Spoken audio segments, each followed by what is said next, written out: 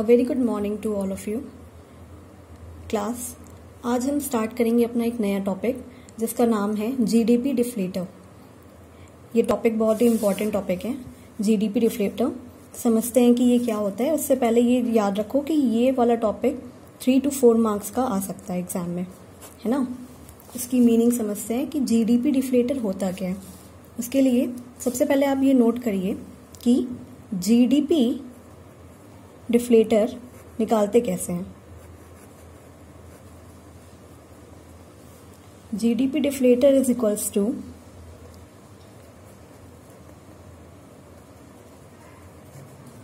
Nominal GDP upon real GDP into 100। GDP deflator calculate कैसे करते हैं। GDP deflator is equals to normal GDP upon real GDP into 100। GDP deflator calculate करने का ये एक formula होता है कि normal GDP upon real GDP into 100। अब इसे समझने के लिए हम ये समझेंगे कि नॉर्मल जीडीपी क्या होती है और रियल जीडीपी क्या होती है। उससे पहले एक बात और नोट करिएगा कि जो जीडीपी होता है, जीडीपी डिफ्लेटर, उसे हम is also known as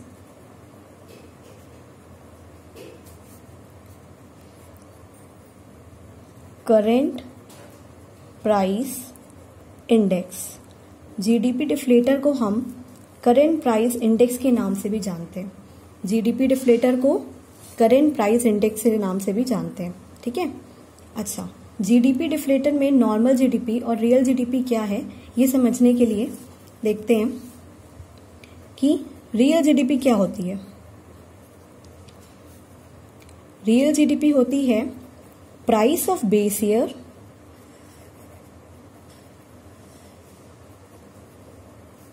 into quantity of current year, है ना। करेंट ईयर और बेस ईयर का कॉन्सेप्ट हम लोग ने प्राइस इंडेक्स वाले चैप्टर में पिछले क्लास में 11th में भी पढ़ा था। उसमें क्या होता है, तो रियल जीडीपी कैसे कैलकुलेट की जाती है। रियल जीडीपी को कैलकुलेट करने के लिए प्राइस ऑफ बेस ईयर को मल्टीप्लाई करते हैं क्वांटिटी ऑफ करेंट ईयर से। करेंट ईयर की क्वांटिटी लेंगे और बेस ईयर की प्राइस लेंगे, इन दोनों का प्रोडक्ट करेंगे तो निकलेगा हमारा रियल जीडीपी, ठीक है। रियल जीडीपी निकालने के लिए price of base year into quantity of current year. Next है नॉमिनल जीडीपी कैसे निकलता है। नॉमिनल जीडीपी निकालने के लिए फॉर्मूला होता है price of current year into quantity of current year,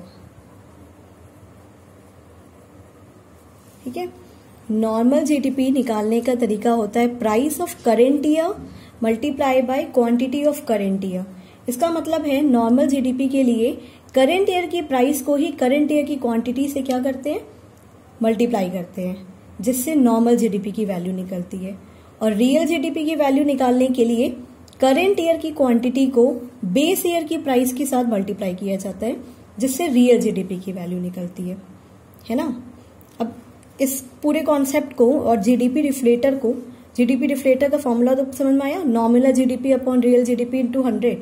और जीडीपी डिफ्लेटर क्यों कैलकुलेट करते हैं, करेंट प्राइस इंडेक्स निकालने के लिए। अब इस पूरे कॉन्सेप्ट को हम एक एग्जाम्पल से समझते हैं। मान लो एक एग्जाम्पल लेते हैं जिसमें कॉलम बनाएंगे हम टेबुलर फॉर्म में। ईयर लिया हमने, प्राइस लिया और क्वांटिटी ली।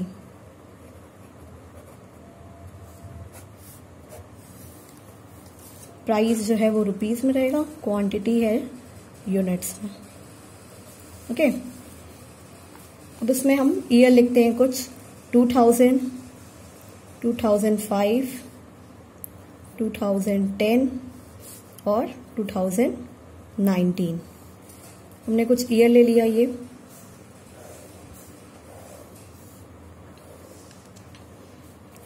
अब क्या करेंगे, प्राइस लेते हैं, है ना। 2000 के लिए मान लो 10 रुपीज ले लेते हैं। ये ऐसा एक एग्जाम्पल है। एग्जाम्पल से हम बस ये समझ रहे हैं कि जीडीपी नॉमिनल जीडीपी कैसे कैलकुलेट करेंगे और रियल जीडीपी कैसे कैलकुलेट करेंगे। कुछ भी प्राइस ले लेते हैं। 2005 के लिए मान लो ले लेते हैं 15 रुपीज। 2010 के लिए ले लेते हैं 18 रुपीज और 2019 के लिए ले लेते हैं 32 रुपीज, है ना। और क्वांटिटी में ले लेते हैं 2000 में 1000 यूनिट्स का प्रोडक्शन हुआ मान लेते हैं।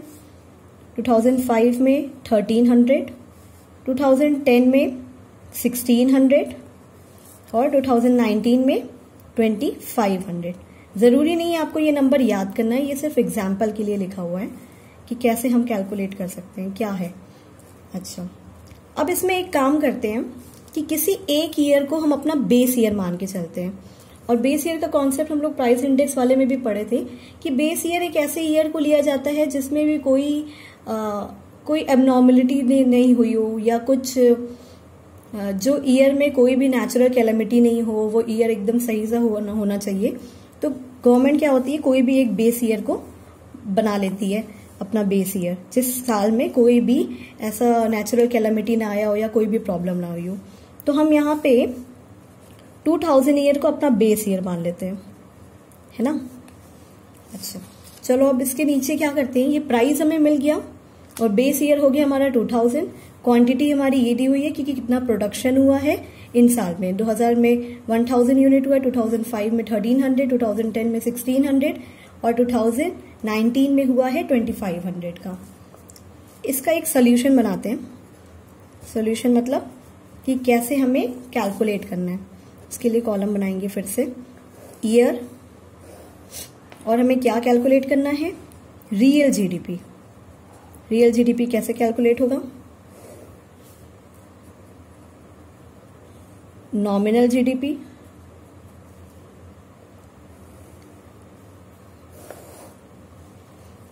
ईयर है हमारा क्या 2000, 2005, 2010 और 2019। यही जो 4 ईयर लिखे थे वही लिखे हुए हैं। हाँ, तो अब क्या करना है हमको कि रियल जीडीपी कैलकुलेट करना है। और रियल जीडीपी कैलकुलेट करने का तरीका होता है कि price of base year, base year की प्राइस को बच्चों, बेस ईयर की प्राइस को हमें करेंट ईयर की क्वांटिटी से मल्टीप्लाई करना है हर बार। प्राइस जो है वो सिर्फ और सिर्फ बेस ईयर वाला रहेगा। जैसे हमारा बेस ईयर हमने अगर 2000 को लिया है तो वो 10 है, 10 ही प्राइस रहेगा और क्वांटिटी क्या रहेगी, वो करेंट ईयर की रहेगी। अगर 2000 का कैलकुलेट कर रहे हैं तो करेंट ईयर की क्वांटिटी है 1000 और बेस ईयर की प्राइस है 10, तो 10 इंटू 1000 कितना हो गया, 10,000 रुपीज। रियल जीडीपी कैलकुलेट हो गई 2000 की। 2005 की रियल जीडीपी कैलकुलेट करने के लिए प्राइस लेंगे हम बेस ईयर का 10 और क्वांटिटी लेंगे 2005 का कितना था 1300, तो कितना हो जाएगा 10 इंटू 1300 मतलब 13,000। फिर नेक्स्ट है 2010 में क्वांटिटी है 1600 और बेस ईयर की प्राइस है 10, तो 1600 इंटू 10 हो जाएगा 16,000। फिर नेक्स्ट 2019 में क्वांटिटी है 2500 और बेस ईयर की प्राइस है 10, तो 2500 इंटू 10 हो जाएगा 25,000। ठीक है, 25,000 हो गया। ये हो गई क्या, real GDP. Real GDP calculate करने के लिए बेस ईयर की प्राइस और करेंट ईयर की क्वांटिटी का मल्टीप्लाई करते हैं, प्रोडक्ट करते हैं। नेक्स्ट है नॉमिनल जीडीपी। नॉमिनल जीडीपी निकालने के लिए क्या करेंगे हम, नॉमिनल जीडीपी निकालने के लिए price of current year, current year की प्राइस को उसी करेंट ईयर की क्वांटिटी से मल्टीप्लाई करते जाएंगे। करेंट ईयर की प्राइस को करेंट ईयर की क्वांटिटी से मल्टीप्लाई करेंगे। इसका मतलब है 2000 का नॉमिनल जीडीपी निकालने के लिए हमें प्राइस को 10 और क्वांटिटी को 1000 लेना होगा। क्या आएगा आंसर, 10,000। नेक्स्ट है 2005 का प्राइस है 15 और क्वांटिटी है 1300। 15 इंटू 1300 करेंगे तो आंसर आएगा 19,500। नेक्स्ट है 18 इंटू 1600, 2010 में प्राइस 18 है और क्वांटिटी 1600 है, इनका प्रोडक्ट करेंगे तो आ जाएगा कितना 28,800। नेक्स्ट है 32 इंटू 2500, इन दोनों का प्रोडक्ट करेंगे नॉमिनल जीडीपी निकालने के लिए, करंट ईयर 2019 का निकालने के लिए, तो इसका आंसर आएगा 80,000, है ना। ये क्या हुआ, नॉमिनल जीडीपी निकल गई। जीडीपी से, जीडीपी का मतलब ये होता है कि जीडीपी का मतलब है कि कितना प्रोडक्शन हुआ है पूरे साल में, प्रोडक्शन और कितना यूनिट, कितने रुपए के हिसाब से प्रोडक्शन हुआ है। मान लो अगर 1000 यूनिट बना है तो उसकी प्राइस वैल्यू क्या होती है। जीडीपी का मतलब होता है कि मान लो जितना भी यूनिट का प्रोडक्शन हुआ है, जितना भी क्वांटिटी प्रोड्यूस हुई है, उसकी प्राइस की वैल्यू क्या है, यानी उसका अगर हम पैसे में, मान लो 1000 को अगर हम 10 से मल्टीप्लाई करेंगे, 10 से मल्टीप्लाई करेंगे, तो उसकी प्राइस वैल्यू क्या होगी, वो होता है क्या, जीडीपी होता है। ठीक है, यहाँ पे रियल जीडीपी निकल गया, नॉमिनल जीडीपी निकल गया, और जीडीपी डिफ्लेटर कैलकुलेट करते हैं। जीडीपी डिफ्लेटर का फॉर्मूला होता है nominal GDP upon real GDP into 100। तो अगर नॉमिनल जीडीपी 10,000 है, रियल जीडीपी 10,000 है, और इंटू 100, 10,000 अपॉन 10,000 इंटू 100 कितना हो जाएगा 100।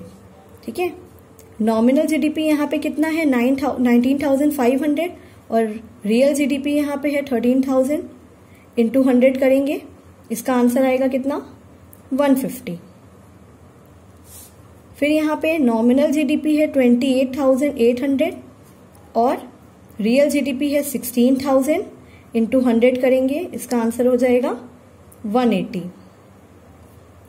फिर 80,000 है नॉमिनल जीडीपी अपॉन 25,000 है रियल जीडीपी, इंटू 100 करेंगे, इसका आंसर हो जाएगा 320। ये क्या था, जीडीपी कैसे कैलकुलेट की जाती है, जीडीपी डिफ्लेटर कैसे कैलकुलेट किया जाता है, उसका फॉर्मूला था ये। इसमें जीडीपी डिफ्लेटर कैलकुलेट करने में हमें बस इसमें इतना जानना है कि जीडीपी डिफ्लेटर क्या होता है और उसे कैलकुलेट कैसे करते हैं, और जीडीपी डिफ्लेटर को और क्या बोलते हैं, जीडीपी डिफ्लेटर को ही करेंट प्राइस इंडेक्स बोलते हैं, है ना। रियल जीडीपी कैसे कैलकुलेट की जाती है, price of base year into quantity of current year. और नॉमिनल जीडीपी कैसे कैलकुलेट की जाती है, प्राइस ऑफ करेंट ईयर की प्राइस और करेंट ईयर की क्वांटिटी का प्रोडक्ट करके।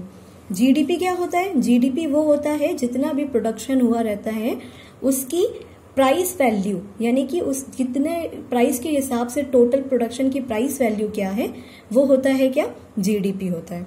ठीक है, इस एग्जाम्पल से हम ये समझ लिए कि यहाँ पे रियल जीडीपी कैसे कैलकुलेट करते हैं, नॉमिनल जीडीपी कैसे कैलकुलेट करते हैं, और जीडीपी डिफ्लेटर कैसे होता है। इसके ऊपर कभी कभी ऐसे क्वेश्चन भी पूछता है, न्यूमेरिकल टाइप में अगर क्वेश्चन उसको आना होता है तो कभी कभी एक एग्जाम्पल एक और सॉल्व करते हैं। यहाँ पे पूछता है कि मान लो दिया है क्वेश्चन में कि नॉमिनल जीडीपी है 220 और प्राइस इंडेक्स दिया हुआ है आपको,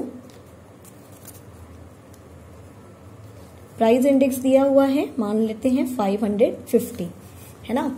अब इसे आप क्वेश्चन है यहाँ पे कि फाइंड द रियल जीडीपी, आपको रियल जीडीपी कैलकुलेट करना है इस क्वेश्चन में। रियल जीडीपी को कैलकुलेट करने के लिए अच्छा क्या करना होगा, उससे पहले ये जानते हैं कि ये जो प्राइस इंडेक्स है, प्राइस इंडेक्स को ही जीडीपी डिफ्लेटर भी बोलते हैं। ये बात याद रहे, अभी हम लोग पीछे पढ़े भी हैं कि GDP deflator current price index को कहते हैं।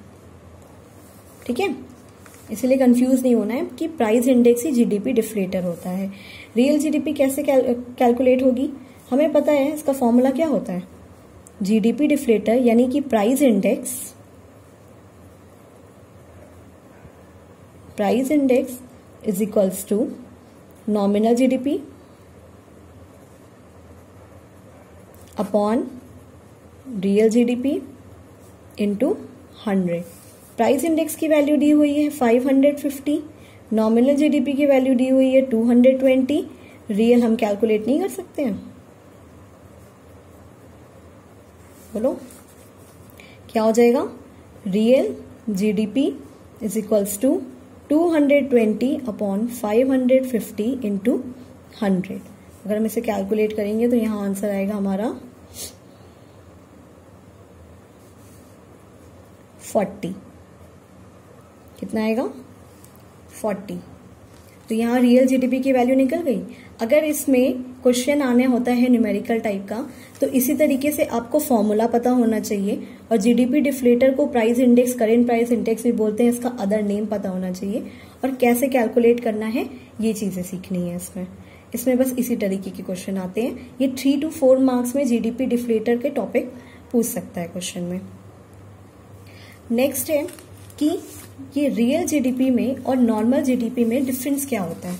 इसके लिए हम अपने नोट्स को देखते हैं कि रियल जीडीपी में और नॉमिनल जीडीपी में क्या डिफरेंस होता है। देखो, नॉमिनल जीडीपी जो होती है वो क्या होती है कि GDP is calculated at the current price. GDP जो है वो करेंट प्राइस पे कैलकुलेट की जाती है। नॉमिनल जीडीपी की बात करेंगे तो क्योंकि उसमें करेंट ईयर के ही प्राइस और करेंट ईयर की क्वांटिटी को मल्टीप्लाई करते थे, और वेयर एज जो रियल जीडीपी होती है, रियल जीडीपी जो है वो कैलकुलेट की जाती है अपने कांस्टेंट ईयर के प्राइस पे, मतलब उसमें बेस ईयर की प्राइस को लेते हैं। ठीक है। नेक्स्ट है कि it is affected by price and quantity both. जो नॉमिनल जीडीपी है उसमें प्राइस और क्वांटिटी दोनों से ही इफेक्ट होता है, क्योंकि हम लोग हर बार करंट ईयर की प्राइस और करंट ईयर की क्वांटिटी को लेके कैलकुलेट करते हैं। लेकिन रियल जीडीपी जो है वो it is only affected by quantity. वो हर करंट ईयर की क्वांटिटी से ही इफेक्ट होता है, उसमें प्राइस जो है वो कांस्टेंट रहता है, क्योंकि प्राइस हमेशा बेस ईयर वाला यूज होता है। ठीक है। अब थर्ड पॉइंट है, ये 3 मेजर डिफरेंस होते हैं नॉमिनल और रियल में। थर्ड है बहुत इंपॉर्टेंट डिफरेंस कि it is not a good major of development of society. तो जो नॉमिनल जीडीपी होती है वो उसे अच्छा नहीं माना जाता है। क्यों अच्छा नहीं माना जाता है? और रियल जीडीपी में लिखा हुआ है कि better measurement for development of society, और इसे सही माना जाता है। इसको हम एक एग्जाम्पल से ऐसा समझते हैं कि नॉमिनल जीडीपी को क्यों बोला गया है कि ये डेवलपमेंट के लिए अच्छा नहीं है और रियल जीडीपी अच्छा है। उसके लिए चलो एक एग्जाम्पल लेते हैं कि मान लो ये ईयर है 2000, 2005 और 2010। ये ईयर है और इसमें प्राइस है इस ईयर में 10, 15 और 20। ये 3 प्राइस लिखी हुई है। क्वांटिटी है 2000 में 100 यूनिट्स का प्रोडक्शन हुआ, 2005 में फिर 100 यूनिट्स का प्रोडक्शन हुआ, और 2010 में फिर 100 यूनिट्स का प्रोडक्शन हुआ। ठीक है। अगर हम नॉमिनल जीडीपी कैलकुलेट करेंगे तो क्या हो जाएगा कि करेंट ईयर की प्राइस और करेंट ईयर की क्वांटिटी, यानी कि 10 इंटू 100 हो जाएगा कितना? 1000। 15 इंटू 100 हो जाएगा कितना? 1500। 20 इंटू 100 हो जाएगा कितना? 2000। तो अगर हम अगर हम देखेंगे यहाँ पे कि जो नॉमिनल जीडीपी है 2000 से लेके 2010 तक में, यानी कि पिछले 10 साल में नॉमिनल जीडीपी के हिसाब से प्रोडक्शन जो है वो बहुत दुगना हो गया है, डबल हो गया है। डबल की स्पीड से प्रोडक्शन यहाँ पे बढ़ गया है। नॉमिनल जीडीपी बोल रहा है कि नॉमिनल जीडीपी क्या कह रहा है कि जो है वो प्रोडक्शन यानी कि डेवलपमेंट जो है डबल हो गई है।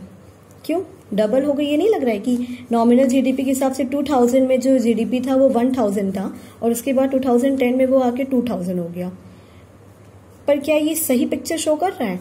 क्योंकि हम देख रहे हैं 2000 में प्राइस जो थी वो 10 थी, 2015 में प्राइस बढ़ के 15 हो गई और 2020 में प्राइस बढ़ के क्या हो गई? 20 हो गई। प्राइस भी हर बार चेंज हो रही है और इस प्राइस के बढ़ने की वजह से क्वांटिटी में कोई भी चेंज नहीं आया है, लेकिन प्राइस की वजह से यहाँ पे जीडीपी जो है वो डबल शो कर रहा है।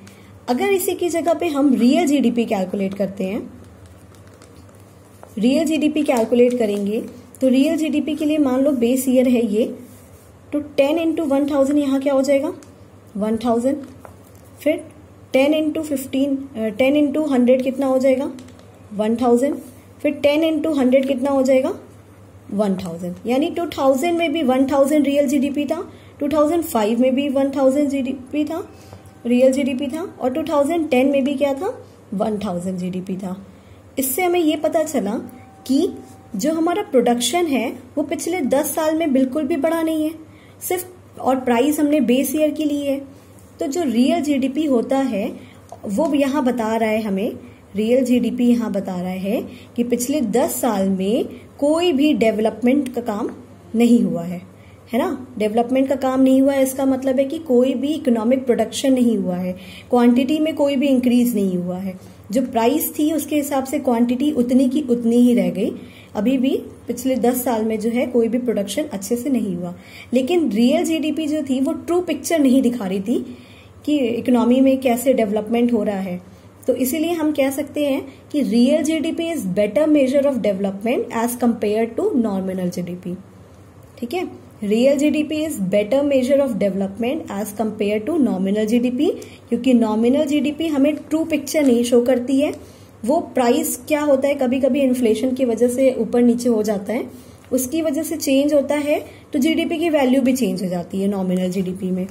लेकिन रियल जीडीपी जो होती है वो ट्रू पिक्चर दिखाती है, मतलब कि पूरे साल में कितना मेरा प्रोडक्शन हुआ है और कितना प्रोडक्शन बढ़ा है उसकी वैल्यू दिखाती है। ठीक है, इस टॉपिक को फिर से समझना, एक बार दोबारा से वीडियो देखो अगर नहीं समझ में आ रहा है, और कोई भी डाउट हो तो आप लोग मैसेज में पूछिएगा। Thank you.